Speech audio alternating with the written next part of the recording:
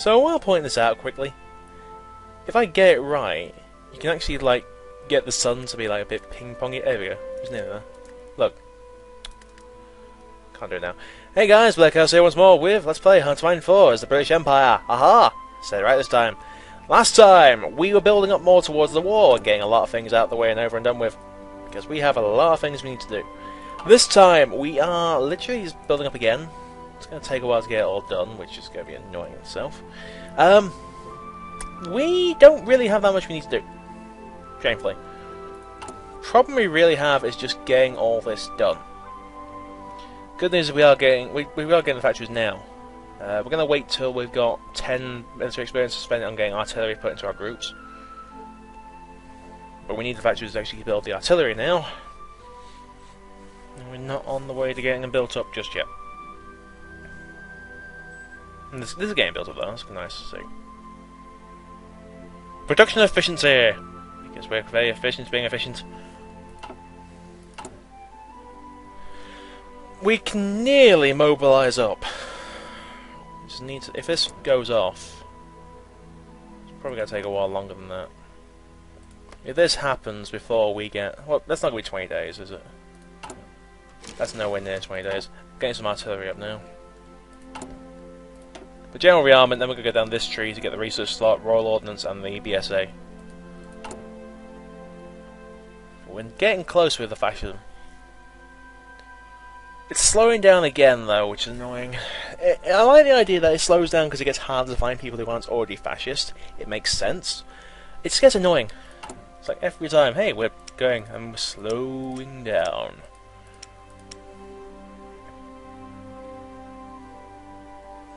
I was thinking do one of the Southampton, do want another factory dedicated, no, dry dock dedicated towards Southampton. I honestly don't. I mean, I would like to get more cruisers out, but I think I'm just going to wait for the production efficiency to get up. As for you, you are actually decent. We're actually making the sea gladiator, right? Yeah, we will be doing. It's just taking a while to get it up. Which is quite possibly what she said. There is a way this is working, it's just taking a while to get to the point where it makes sense. I do wish I'd gotten more hurricanes by this point, but we are actually busy getting to the point where they're good. Probably flip you two around because we need more cast. We've apparently already got nearly the 800 fighters award. Which is kind of impressive when you consider what they've been doing. Alright, partial mobilisation then. It's the best we can get right now. Which now is actually production up and more factories anyway. So yeah, we're going to be fine. I can now start relaxing a bit. Yay!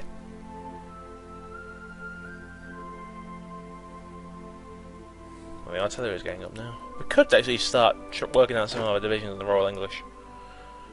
It wouldn't help too many of them. I mean, they're mostly green as it is. It's not mostly green.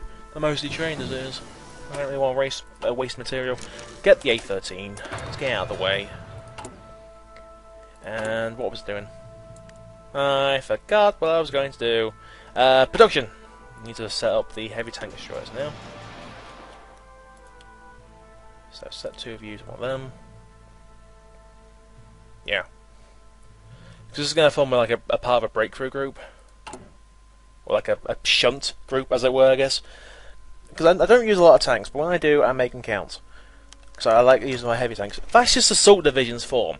The political and the martial have always been intertwined in fascism. In parallel with its growing political movement, fascist parties have begun to form paramilitary organisations to protect against both internal and external threats. The internal threats being their political opponents. Although many people find this development worrying, the wave of militaristic furor has led to an increased amount of volunteers joining the armed forces. The political leaders of the movement have pointed out that their opponents have reason to be afraid. Having the army permeated on several levels by so explicitly political elements, the enemies of the United Kingdom and the enemies of fascism are beginning to look very much alike. Only traitors have anything in the country have anything to fear. Puts popularity of fascists up by 5%, which is a really good boon right now, puts on 39. Gets us fascist assault divisions, which lowers the national unity, puts up our recruitable population by a bit. It's not a lot, but it's something. And gets more fascism support, which we desperately need right now. It's now up to 0.05 a day. That's generally why I go with popular support, because the fascist assault divisions, you can get more troops out of it. Which, to be fair, we need.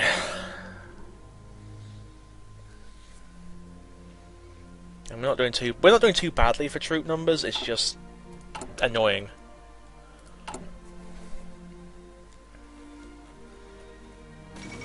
There's the Marco Polo. It's now about to see the beginning of the war against China. I said the war against China.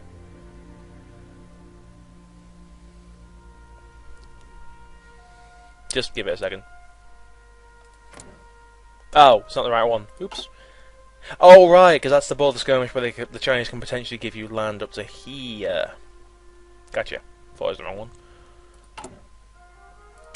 How are we doing on these guys then? There's a new fleet, 2 destroyers.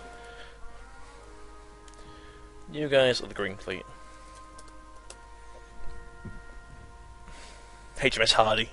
HMS Hasty. So you can kind of see how the pattern goes with the destroyers.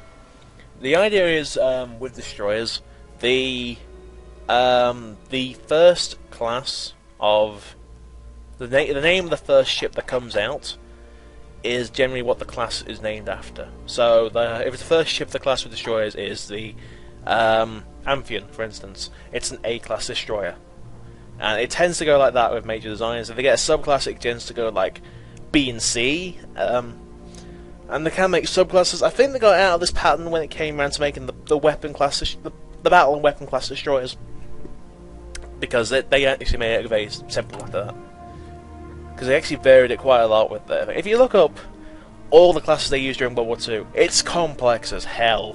There's no simple pattern to remember them, which probably hurt the guys on the ground on the seas a lot more, just because they had to remember so many damn things. So instead, let's go. It's this. And cruisers, well, it's a Southampton class. Southampton class is a town class cruiser. The Fiji is a Crown Colony class, and so on and so forth. They're actually known as the Fiji, the Crown Colony class. Just that it's the first ship of the class is the Fiji, so they actually get called the Fiji class at times, which makes sense. I don't know how the name carriers. I think carriers actually carried on. I know the Queen Elizabeth was named after the lead ship of the class, the Queen Elizabeth. That's what Warspite's part of. King George V was the first of the class. The Lion was the first of the class. The Vanguard was the first of the class. The Line 2 doesn't exist. The Centurion doesn't exist. Why? The Minotaur doesn't exist. Definitely that one doesn't exist. Which is a shame, really, because I'd love the Minotaur to exist. Not Minotaur, yeah, Centurion to exist.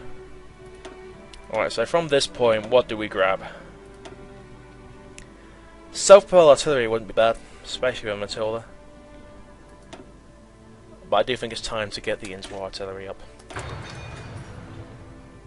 We're about to get the 2-pounder up, we're about to get the A-13s. Alright, it's not so bad. I actually don't know how the name subs. I think it is the same rule. Saying that the HMS Clyde is an O class. Ah! River class subs. No, can't be. I just ruined it. I was so proud, I think I'd worked it out. No, there's the River class submarines, I think. I don't know. But it looks like some of these are like Greek. L class submarines, which are surprisingly called H. Why? Where? Hey, where? Can't remember now. That's how bad the memory is these days. Whatever, you get the idea. Air Factors are surprisingly doing very well for themselves. It'd be nice if we could actually get all this built up. I doubt we're going to. There's a lot of things I'm asking for. We are getting the cast up now, though. The cast of data is going to be ready in time for war.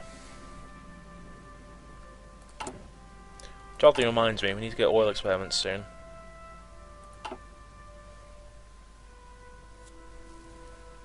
Which which is a random thing to remember, especially right now. But oil experimentations, I tend to just use them just because of how eventually it turns into, you desperately need the oil, and the oil sources you can get are foreign. Once you take out the US, you actually get their oil, and Texas is just swimming in it. I could probably do it. Check it now, couldn't I? Resource map mode. Texas has 66, 580, 100. Look at all the oil just in that. 350 here, 580 here. There's plenty of oil there. We don't have a lot in our empire, and a lot of it is going towards the navy. Get the CS. So you can kind of see why I do like taking out America, but you've got to have something in the interim when you're at war with them. By the way, things are up.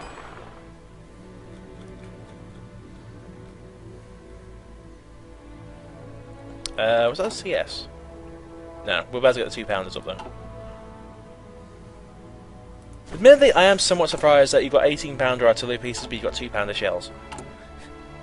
I can get the idea, don't get me wrong, but, you know, it seems that as an 18-pounder could actually do better than a 2-pounder.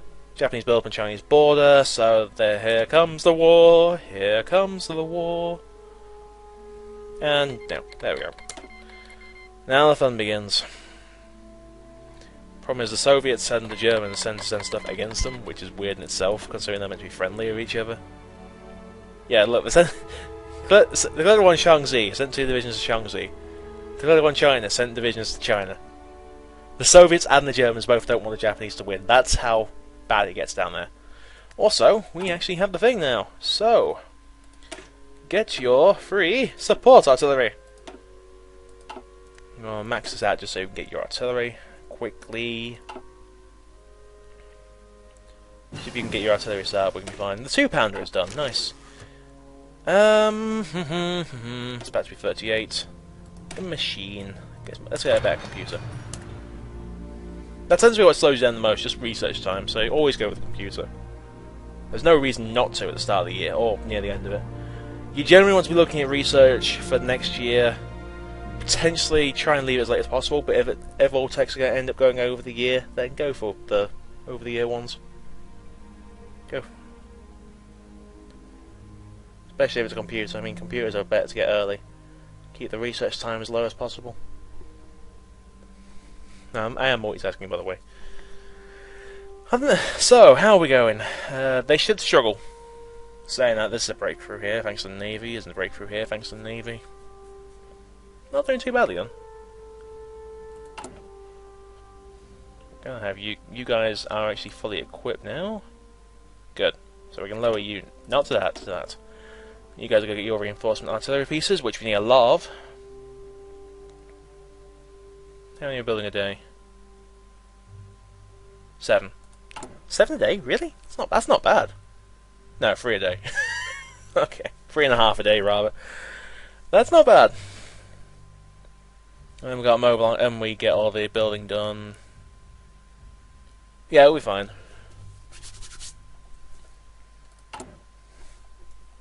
And we are running out of actual projects. Are we going to be in time to get all these done? I don't know.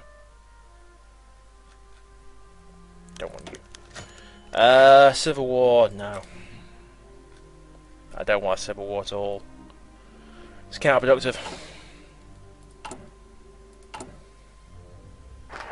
There's the shadow scheme. Get industrial effort. And we can do a change, which I'm going to have as the war industrialist. Get our production facilities built faster. Like, I could have gone with someone else, but we've got time for like the generals. And this gets us our factories quicker, which is always a good thing to get your factories faster. So what have we got? 5, 10, 15, 20 there. 3, 7, 12, 17. Yeah, we're not building enough factories to get through all this. Yeah, build. Build.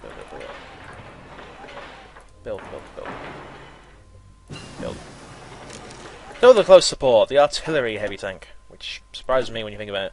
Oh wait, we've got small arms. Small arms! But now we've got that. Let's start up until the CS. And we'll put these bottom of the queue. Not going to need them until we've got the factories up. And then they are going to be jump starting production soon anyway. I mean, we're at 43%, that's not bad. Once we get France to get all their factories, we can start training wars on that. Take out the stuff around here. We need to get you on side. Keep an eye on what you're doing. You haven't done claims in Yugoslavia or tried to befriend them. I mean, this gives you fascist influence. You haven't done triumph in Africa.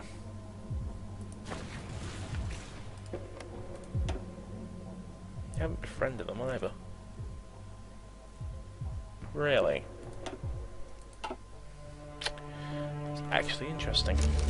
And we're low on oil. Venezuela! Be our friend. Come on then, boy. So now we're building up the tanks. Yeah, then the carrier stuff, which we do need the carrier stuff, I'll give it that. We need to get the support battalions up as well, which is going to be a pain. At some point I need to change over our light tanks to heavy tank divisions. But we are getting infantry divisions, that's a good sign. Ow! You probably heard that. That would be a good one to change out later. So we'll keep the garrison around for now. There is a reason, it's just, well, might be a bit difficult to deal with. There is enough equipment, there it is. Just need artillery pieces now. Which you have time to get. You haven't got your artillery pieces.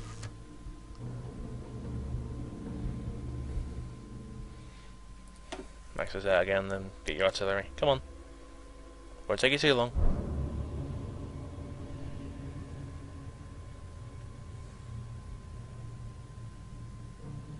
Just realised the game going slower than normal. Yeah, that's not bad. 4 a day, about to be 5.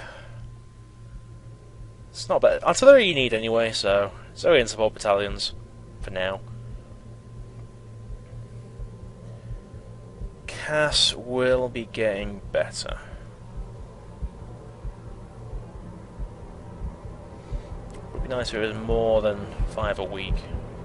Well, I assume will be, but if we get 1 a day, that'd be perfect. I was wondering if it was going to get to that point. It's an interesting dilemma. I mean, we could be here a while, we could be saying hi and then bye in the same instance. So what are you up to anyway? The Anschluss of Austria. Heavy fighter focus, jet engine effort, develop of Silesia, anti-fascist. Oh, finally, that's a good one. Cass. Okay. Oh, and Japan is at war anyway. What are you up to? Sever Sino-German ties. That's a good one. Because that actually hurts China getting doctrines, which it really needs. My experience anyway. Which, to be fair, I don't really do well as Japan or China, which is weird because I can normally make it count. I just really hate, but I don't. The thing is, the way the AI goes, they send, and if you can hear a clatter, it's my sword. The way things go with me in China and Japan, I almost always end up struggling because I'm facing down German and Russian battalions, which you know is never fun at all. I realize you're getting somewhere now. I don't actually know why Germany and Russia send troops over to China. It doesn't make sense to me. Like, I get with the Russians saying to the communists, but to the democracy side? The non-aligned side, rather? Doesn't really make sense to me. Probably makes sense to someone. We are getting artillery through now, which is a boon. If we can get 2 more infantry divisions up, we can cast off the production of stuff for the Royal Welsh. Because the reason I go in 14 with Royal Welsh because the Royal Marines are going to be merged into the Welsh when we come round to the actual stuff. So we get 224 groups. We'll probably go up to 15 with the Welsh and then use the extra one to make a new battle group. Into our artillery is done. Nice. Working on doctrines, 1938. You. And that goes off the same time the computer machine's done. Nice, so we can actually get our decryption and encryption. Okay, to be fair, I don't 100% get the benefits for decryption and encryption. I get the idea you can see all their focuses, but allegedly you can see their battle plans. That bit kind of confuses me. I don't know how you see the enemy battle plans. Apparently you can get a better idea. You get a bonus for fighting them, but I don't get that either. So I just don't know what it does. It probably does something, I'm just not seeing it. Right, and let's move from here to Royal Ordnance. Never say no to Royal Ordnance. I mean, 5 extra factories for supporting them. I mean, what's the description? The Royal Arsenal at Woolwich is woefully insufficient to produce all the munitions and small arms we need. We should produce many more factories around the country, preferably in relatively safe areas. Which gives you... wait, I thought it was at 5. Oh, it's 6? That's higher than I thought. Christ. So it's 6 extra factories, which would put us down quite far on the list, actually. We're not going to get the heavy tanks in time for the War of France. There's Delay Doctrine, which surprisingly is shared with the Blitzkrieg. Mobile Defense. That's defense always useful. From here, I'm not going to rush these out. I'd rather have them fully trained. Because train does a lot better than green. In green you have a 25% combat penalty, and going up you get bonuses. I've kind of said this on the Paradox Plaza chat forums, but I kind of wish they did random events. Even if it's just telling you the exploits of forces in the fight, you know? Like, I miss them from Hearts of Iron 2, I miss them from Hearts of Iron 3, and I barely played 3. Heck, 3 I found way too confusing. This is a lot simpler, but it lacks feedback. It lacks a lot of the things that tell you what's going on. And I think Podcasts said about it, it makes it... You don't want to clutter the screen up too much with what's going on, but to be fair, just going off this, there's not a lot of clutter here anyway. There's a lot of screen real estate they could use. And I kind of miss the random events. They were useful. Massively useful. Just because just to make every playthrough unique, even. Because you could legitimately have every playthrough being unique just through the random events, even if they didn't happen that often.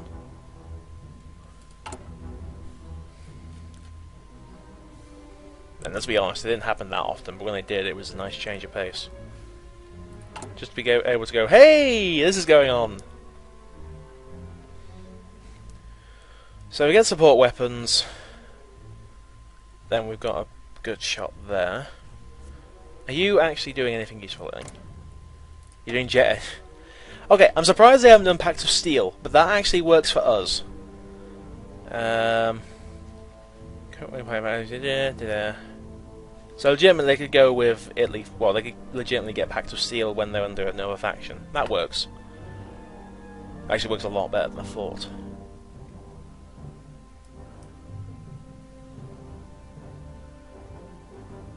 Oh, okay, that makes sense. It's an faction from the German Reich. Oh, I get it. So you can't go across this, but you can go in the centre. So where's it going here? Do I have anything like that? I want mutually exclusives, but I don't have anything like that. Yeah, I could legitimately do everything on this tree. I think France or something like that, yeah? Yeah. No, because you can't go up in the tree anyway. There we go. Because you can't get... If you go Naval Doctrine... No, wait, what? Oh! Oh! They refused? Wow! So the Orange Sluice didn't go through. I'd love an event about that, you know? That one thing would make a big difference. And now we have the Germans facing down the Austrians. And Austria's taken ground. What? Okay. This could be good to watch. I don't think it's going to last much longer. I think the Germans are just going to push him back. Because let's face it, one of these things is bigger than the other. Alright, where to? Then again, that raises tension, so I need to be careful now. Let's get the infantry guy. The thing is, this actually raises tension quite a bit, because they've actually gone to war with them instead of a peaceful Anschluss. So we need to be careful in how we move. Because there's less leeway now. And we're low on oil, aren't we? Yes, we are. Let's talk to the Soviets.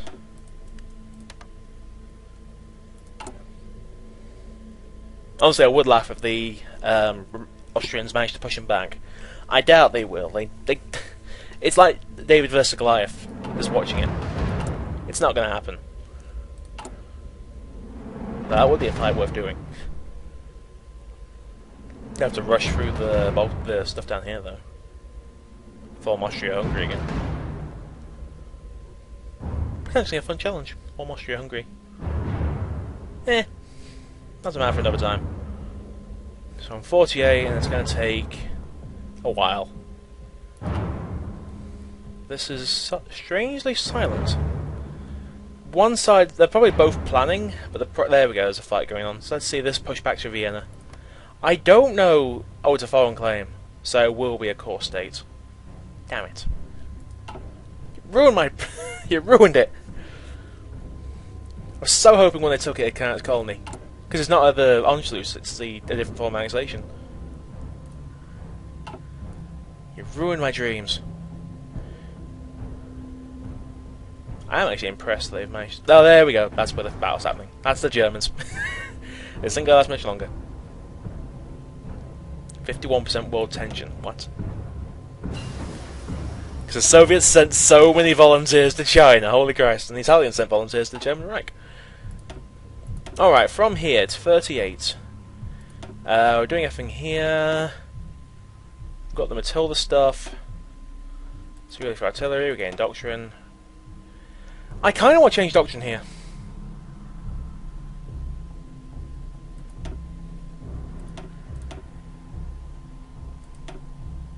You know what, I'm going to regret it. Let's get base strike.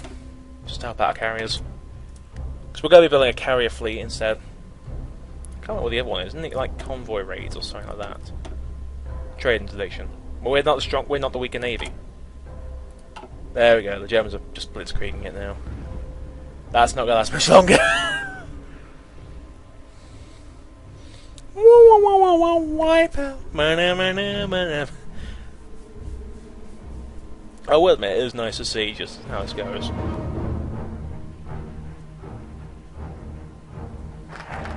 There's Royal Ordnance. And we'll get the research slot. Yeah, that's not going to last much longer. They're in the Austrian now anyway. They're pushing into Tyrol. Yep, they're pushing to Vienna. It's not going to last much longer. I'm going to call that part there, though. So, next time Hearts of Iron 4 is the British. Yeah, that's interesting. I've seen this happen once, where Austria just says no. So, I don't know, maybe this is a common thing? Like, it happens more often than I think, which, you know, it's kind of entertaining. Saying that, there's a lot of things that could go wrong. Anyway, I've been Lurk Else, you've been you, joining again next time for more in the wonderful world of Britain here in Hearts of Iron 4. Thank you for watching, folks, and I'll see you next time.